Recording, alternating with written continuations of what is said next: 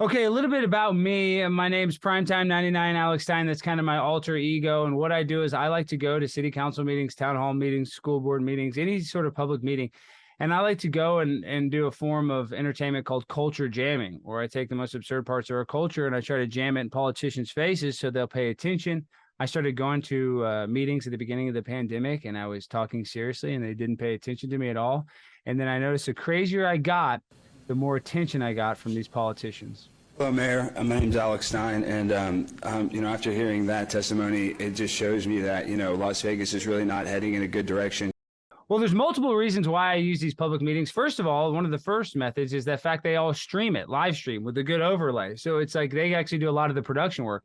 So all I have to do is the entertainment. As a performer, I like that. It makes it a little easier. And then also, like I said, is these politicians, you can't get their attention. If you go to these city council meetings, and I know in Las Vegas, you hear some crazy stuff from a lot of the city's residents. And they say, how the woman before me was speaking about how she lived in her car and how she went to social services and they didn't help her. And these politicians basically ignore them. And I saw them personally looking at their cell phone the whole time, really not paying attention to the needs of their constituents. These casinos give people free drinks, and then they become vulnerable and then end up gambling more money than they have. Yeah. And I was a victim of that, and I lost a lot of money. And I'm facing a lot of issues right now. My wife's boyfriend recently got her pregnant, and I'm here for a church event speaking for, I'm a member of the Church of Scientology, and I don't normally drink, but I'm very vulnerable. I'm in a position now where I don't know what I'm going to do because financially I'm going to have to take care of this baby potentially because he's out on parole right now, and he has an upcoming case where he could be facing a long time in jail.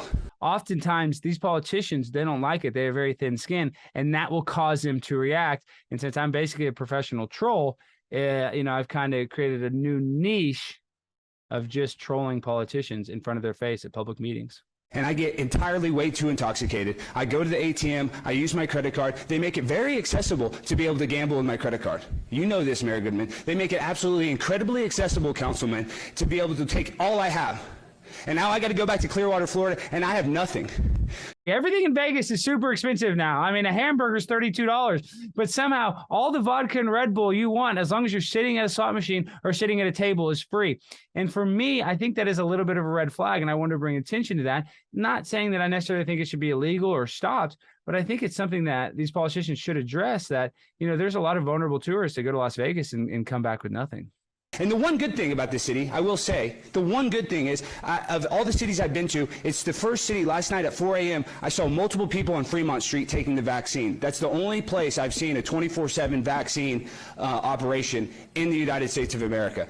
Yeah, I'm all in. I'm like Andy Kaufman. He's my comedic hero, so I'm a method actor. I mean, I practice a serious methodology that when I'm in there, I'm on the grind all the time. I want them to drag me out. I want there to be confrontation. I saw lots of people on Fremont Street doing the vaccine, and I want to commend you the one thing. But the vulnerability of the tourists that come here, like myself, you're preying on people like me. And then I end up meeting a nice Filipino girl. I take her back to my hotel room. Come to find out, it costs money for her service to come to my room. Mayor Goodman, I want to applaud her. She actually had a good sense of humor. She was sitting up there smiling basically the whole time. If I had a cameraman, I would have gotten a reverse angle. Please. Please, you do have issues. Be calm and just take one day at a time. Try. That's not our responsibility, sir. But Councilwoman Fiore didn't have a sense of humor at all. Sir, this is not the first council meeting you have come into. You actually go through council meetings across the United States and do this performance. So please leave our chambers at the moment. Thank you. That's a performance now.